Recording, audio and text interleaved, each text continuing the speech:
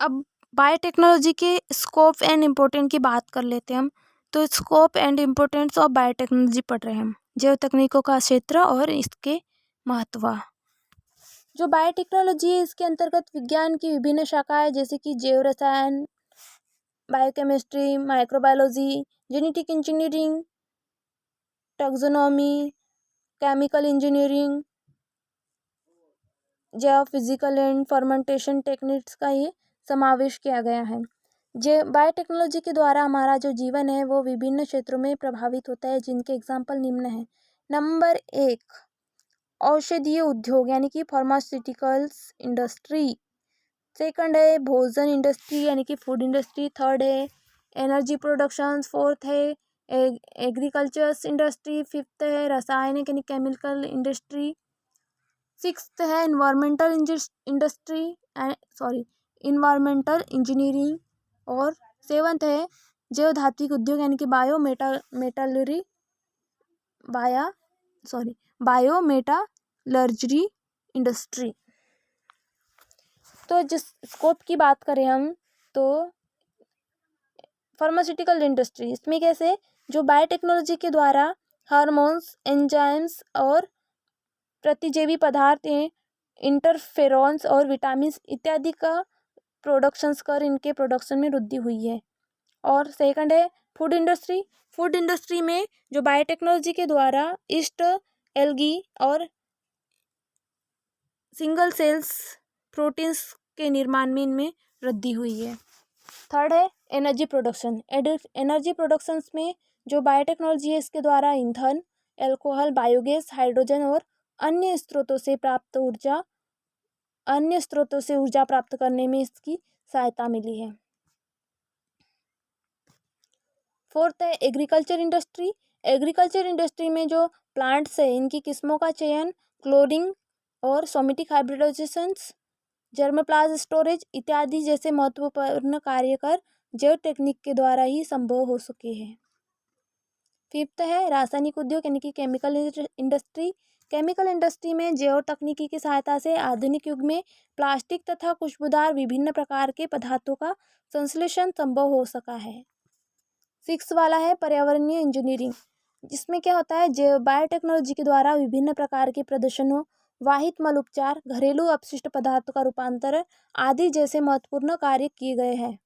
Seven है जैव धात्विक उद्योग यानी कि बायो मेटालर्जरी इंडस्ट्री। इसमें आधुनिक युग में जो माइक्रो ऑर्गेनिज्म है इनके प्रयोग द्वारा विभिन्न प्रकार की धातुएं यानी कि मेटल्स का निष्कर्षण संभव हो सका है। अब बायोटेक्नोलॉजी के द्वारा विभिन्न प्रकार के माइक्रो ऑर्गेनिज्म एवं जो जीवित कोशिकाएं हैं इनकी सहायता से प्रोटीन्स, एंजाइम्स, हार्मोन्स, विटामिन्स इत्यादि का निर्माण संभव हो सका है।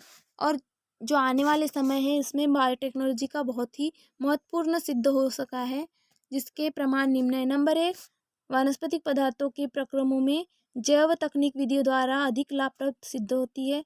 सेलुलोज युक्त नंबर 2 है सेलुलोज युक्त तथा लिग्निन युक्त पदार्थों में निम्नीकरण में जैव तकनीक की मुख्य भूमिका निभाती है। थर्ड है जैव तकनीकी द्वारा व्यापारिक महत्व के पदार्थ जैसे कि एंजाइम्स, ग्लूटामिक अम्ल और लाइसिन का उत्पादन बढ़ाया जा सकता है। जैव तकनीकों द्वारा सूक्ष्म जीवों से एकल कोशिका प्रोटीन का प्रोडक्शन किया जा सकता है। फोर्थ है विभिन्न प्रकार के कीटनाशियों, विटामिन्स, एम्सिफायर्स प्राप्त किए जा सकते हैं। फिफ्थ है इस टेक्निक के द्वारा सोमेटिक हाइब्रिड्स प्राप्त किए जा सकते हैं। सिक्स है जीवाणु द्वारा मनुष्य के लिए इंसुलिन हार्मोन्स का प्रोडक्शन बायोटेक्नोलॉजी के द्वारा ही संभव हो सका है।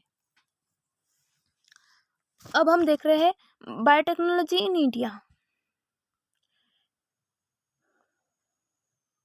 तो बायोटेक्नोलॉजी इन इंडिया में फर्स्ट है राष्ट्रीय वनस्पति अनुसंधान संस्थान, जिसको बोलते हैं हम NBRI, नेशनल ब्यूरो रिसर्च इंस्टीगेशंस। तो यहाँ पर जो है अनेक वैज्ञानिक नवीन एवं विभिन्न प्रकार के ऊतक कल्चर्स टिश्यू कल्चर्स पर कार्य कर रहे हैं। सेकंड है भारतीय कृषि अनुसंधान, जिसको IARI कहते हैं, यहाँ पे इकोलाई पर महत्वपूर्ण कार्य कर रहे हैं। थर्ड है भारतीय कृषि अनुसंधान परिषद, ICAR के संस्थान, यहाँ पर जो है भारतीय वैज्ञानिक क्लोनिंग, साइटोप्लाज्म फ्यूजन और टिश्यू कल्चर पर महत्वपूर्ण कार्य कर रहे हैं।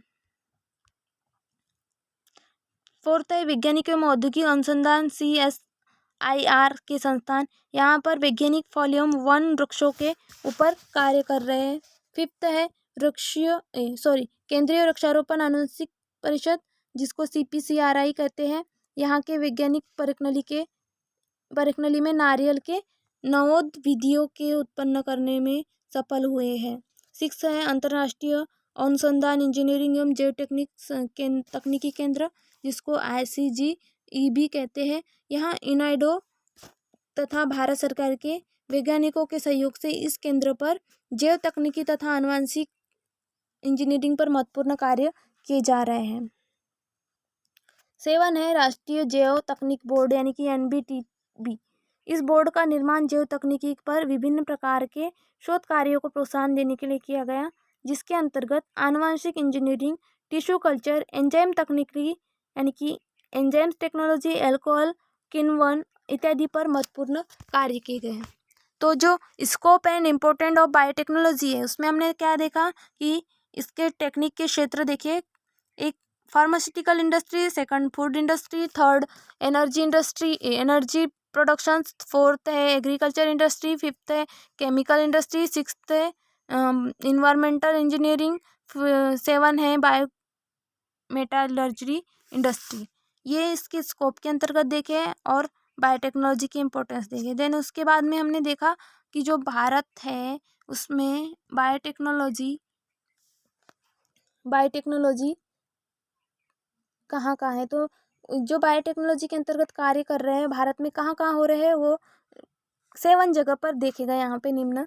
तो 7 जगह कौन सी है? नंबर 1 राष्ट्रीय वनस्पति अनुसंधान संस्थान, दूसरी है भारतीय कृषि अनुसंधान संस्थान, थर्ड है भारतीय कृषि अनुसंधान परिषद के संस्थान, फोर्थ है वैज्ञानिक एवं औद्योगिक अनुसंधान परिषद, फिफ्थ है केंद्रीय वृक्षारोपण अनुसंधान परिषद, सिक्स्थ है अंतर्राष्ट्रीय आनुवंशिक इंजीनियरिंग एवं जैव तकनीकी केंद्र, 7 है राष्ट्रीय जैव तकनीकी बोर्ड। तो जो पहला है राष्ट्रीय वनस्पति अनुसंधान संस्थान, यहाँ पर जो वैज्ञानिक है वो नवीन एवं विभिन्न प्रकार के टिश्यू कल्चर पर कार्य कर रहे हैं। और जो दूसरी वाली थी वो भारतीय कृषि अनुसंधान संस्थान, वहाँ पे इकोलाई पर महत्वपूर्ण कार्य कर रहे हैं। थर्ड वाली जो थी वहाँ भारतीय कृषि अनुसंधान परिषद के संस्थान, यहाँ पे जो क्लोनिंग से ही साइटोप्लाज्म फ्यूजन है और कल्चर टिश्यूज पर या टिश्यू कल्चर पर यहाँ कार्य चल रहे हैं। और फोर्थ है वैज्ञानिक एवं औद्योगिक अनुसंधान परिषद के संस्थान, यहाँ पे फल एवं वन एवं वृक्षों के ऊपर महत्वपूर्ण कार्य चल रहे हैं। फिर है केंद्रीय वृक्षारोपण अनुसंधान परिषद, यहाँ पे जो वैज्ञानिक है वहाँ वो कौन सा काम कर रहे हैं, वो परखनली में नारियल के नवोद्भिदियों का उत्पन्न करने को, यानी कि जो परखनली है उसमें नारियल के नवोद्भिदियों को उत्पन्न करने में सफल हुए हैं। ये केंद्रीय वृक्षारोपण अनुसंधान परिषद के अंतर्गत यहाँ वैज्ञानिक कार्य कर रहे हैं। 6 वाला है अंतर्राष्ट्रीय आनुवंशिक इंजीनियरिंग एवं जैव तकनीकी केंद्र, यहाँ पे यूनाइडो तथा भारत सरकार के दो जिनके सहयोग से इस केंद्र पर जो जैव तकनीक यानी बायोटेक्नोलॉजी और जेनेटिक इंजीनियरिंग पर महत्वपूर्ण कार्य कर रहे हैं। 7 वाला है राष्ट्रीय जैव तकनीकी बोर्ड यानी कि जिसको NBTB कहते हैं। इस बोर्ड के अंतर्गत जो बायोटेक्नोलॉजी विभिन्न प्रकार के शोध कार्यों को प्रोत्साहन देने के लिए कार्य किए जा रहे हैं, जिसके अंतर्गत जो जेनेटिक इंजीनियरिंग, टिश्यू कल्चर्स और एंजाइम्स टेक्नोलॉजी, अल्कोहल फर्मेंटेशन इत्यादि पर महत्वपूर्ण कार्य किए जा रहे हैं। तो ये हो गए हमारे बायोटेक्नोलॉजी ऑफ इंडिया। और जनरल टॉपिक्स है यहाँ पे आ गया हमारा स्कोप्स, बायोटेक्नोलॉजी का scopes and importance of biotechnology, और जो बायोटेक्नोलॉजी है वो इंडिया में यानी कि भारत में बायोटेक्नोलॉजी ये यहाँ पे कंप्लीट हो रही है। तो scope and important of biotechnology यानी कि जैव तकनीक का क्षेत्र एवं महत्व, और भारत में जैव तकनीकी यानी बायोटेक्नोलॉजी इन इंडिया ये टॉपिक्स यहाँ कंप्लीट। थैंक्स।